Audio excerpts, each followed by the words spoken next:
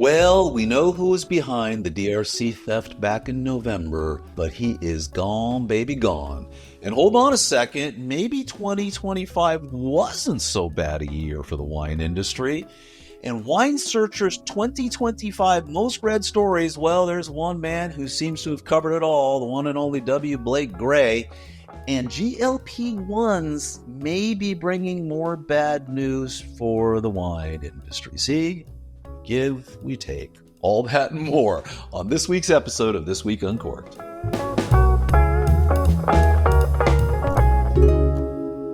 Well, hello, and welcome to episode 81 of This Week Uncorked for Monday, February 2026. January is a distant memory. I'm Brett Martin from Cork and Journey, and if you're not familiar with us, well, we are your number one source for Corkage fee information. We also have winery reviews, wine reviews, restaurant reviews, regional wine guides, and oh, so much more. And with that, let's get right on into this week's wine news.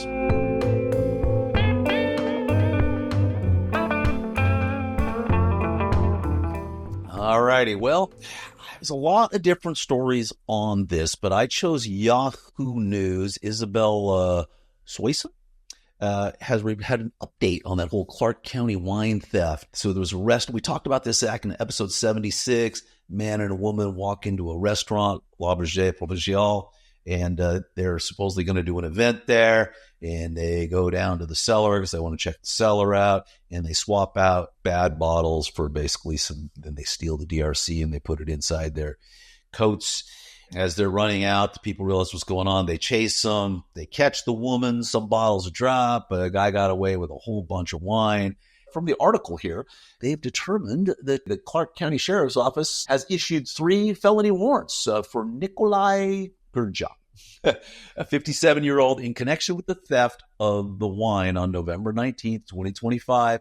Investigators believe he left the United States on November 20th, 2025 from JFK in New York City and then went on to Vienna, Austria, where the trail has gone cold. Evidently, the woman's not talking, or maybe she did talk, and maybe that's how they know what happened because she's still in custody. But quite an interesting story. And moving on, over at the San Francisco Chronicle, Esther Mobley, who's the senior wine critic over there, argues that while 2025 delivered plenty of grim headlines for the California wine industry, the full picture was more balanced than it appears. And the piece kind of just reframes the year through overlooked bright spots, from white wine's resurgence to new tasting rooms to consumer-friendly pricing and some quietly successful winery transitions. From the article, no matter how you slice it, 2025 was a tough year for the California wine industry. Alcohol consumption declined, wineries went out of business, and tariffs restricted the global export marketplace. But each of those statements deserves an asterisk. New research suggests that the decline in consumption hasn't actually been that big. While some wineries closed, many others opened new tasting rooms, and Congress could be sending monetary relief to offset the sales losses from tariffs. It's a known feature of human psychology called negativity bias. The bad news tends to stick with us more than good news does. Well, that's certainly the case as news is reported because, man, a good news story definitely doesn't hang around for days and days and days and days and days, where a bad one, and the media can't get enough of it. So good news there. Nice reporting, Esther. And then moving on, in Wine Searcher, Nat Sellers looked back at the stories that drew the most attention in 2025, basically articles that they published and how many of them were read. And basically most of them were reported by W. Blake Gray. I know that we cover his stuff almost on a weekly basis on this show, because he just finds some really, really interesting stuff, and it's worth bringing up and discussing. Anyway, the roundup kind of reflects the year, a lot of oversupply articles, tariff articles, falling demand, landmark winery declines, a lot of things around that. But from the article, as the hands of time wave in an unenvied 2026, we look back at our most read stories of the last 12 months, and with 2020 hindsight vision, have looked at what piqued our readers' interest and why. Rather than go in order, the most read, however, we are going to travel chronologically through the year, beginning in January with the 2025's fifth most read story, Good times ahead for U.S. wine consumers.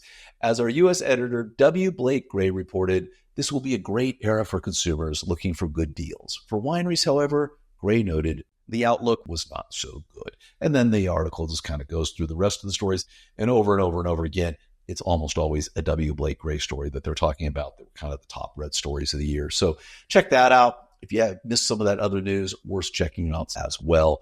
And let us wrap things up with not so good news, but kind of interesting news. So over at Just Drinks, Simon Harvey is reporting that now that Novo Nordisk has got an FDA approval for their Wegovy pill, that this is really going to put pressure on the food industry as well as the alcoholic beverage industry as well. Because, the injections, you only had a small number of people that did it, but, this pill is going to make it really easy to get on these GLP-1s. And one of the big things that happens is that if you're on these, you have a lower desire to consume alcohol, period, across the board. So from the article, Danish pharmaceutical giant Novo Nordisk has announced its Wegovy pill has been approved for commercial sale by the U.S. Food and Drug Administration and will arrive on shelves in early January. The introduction of the pill has been widely anticipated by the food and beverage industry, which has been facing sales and volume reformulation pressures from people taking the GLP-1 in injection format. Basically, lowers your desire completely to even bother drinking. You just feel like a drink? Nah, I don't feel like a drink. So if more and more people take it, I don't know what the percentage of the population is, but it's going up. And this could be yet another ding on the alcohol industry. It's supposedly killing the fast food industry, causing damage there, lower sales, junk food industry, all this kind of thing. So maybe that's not such a bad thing either. All right, with that, let's get to our wine and winery of the week.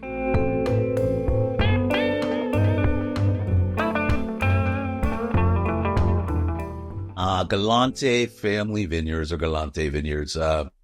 Charm meets Carmel wine country. This is Jack Galante. His grandfather, I believe, is one of the founders of Carmel-By-The-Sea. Their tasting room is really nice and quaint. It's got some outdoor areas. It's got nice indoor seating. If you're a member, you can get access to a nice little studio above the winery, little studio apartment you can stay in. Kind of makes it convenient to come down and get some wine from them. Love Jack's wines. Tasting start at $35. Indoor outdoor seating here. Galante makes great wines. And it is worth checking out if you're in Carmel-By-The-Sea. We have a great interview we did with Jack Galante as well.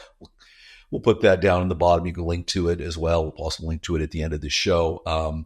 But it is anyway, if you're in Carmel, Galante is the number one place you should go as far if you're going to do some wine tasting there, in my opinion. Hey, and with that, let's get to our wine of the week, which is Hatzidakis Assyrtiko 2019, 92 points, $64 bottle. If you're not familiar with this grape, if you haven't had it, I highly suggest you check it out, and this would be a great place to start. Really crazy. This is, the way these wines are grown, and they just it's kind of low to the ground where they, the vines are put in circles because there's huge wind coming off the island.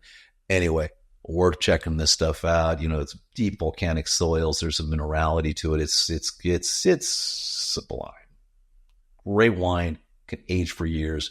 Check it out. And I think you can pick a bottle of this up over at maybe the Cobblist. I don't know.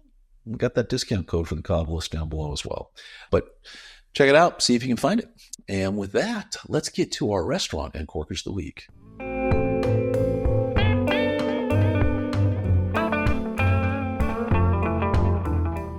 When we were in Paris this summer, we did not eat at the restaurant at the Eiffel Tower. They do have one. But when we got back here, we did go eat at the Eiffel Tower Restaurant here in Las Vegas. And man, it was really, really good. I was shocked at how good it was. We gave it 5 stars. It's expensive, but it's kind of updated classic French cuisine. We had a flawless beef Wellington. The wine program was great. The place justified the hype. It really, really did. And so, very strange though. If you want a window seat, and you do, there's an upcharge for it. I want to say it was like $40 a head. So you got to pay, get your reservations there, but you have to pay if you're going to get a window seat. But they are well worth it. I would highly recommend it. Anyway, and the corkage fee there was $50 per bottle, no limit whatsoever. Being Vegas, that's kind of the average price in Las Vegas for a corkage fee. I find across the board until you go to some of the Michelin star restaurants, or the old Michelin, because they don't have Michelin stars here anymore. Kind of the really upscale type of restaurants, they maybe get closer to 100, but most restaurants, $50 per bottle. And considering that Vegas usually marks things up 3-4x, depending on the wine you're bringing, it can be well worth it. With that, I'm going to wrap up yet another edition of This Week Uncorked. Thank you so much for watching. As always, we would love it if you would subscribe to us on YouTube, follow us on social media, get us on your local podcast app as well. Hey, and check out that interview we did with Jack Galante over at Galante Vineyards. It's an oldie but a goodie. With that, everybody, until next week, cheers.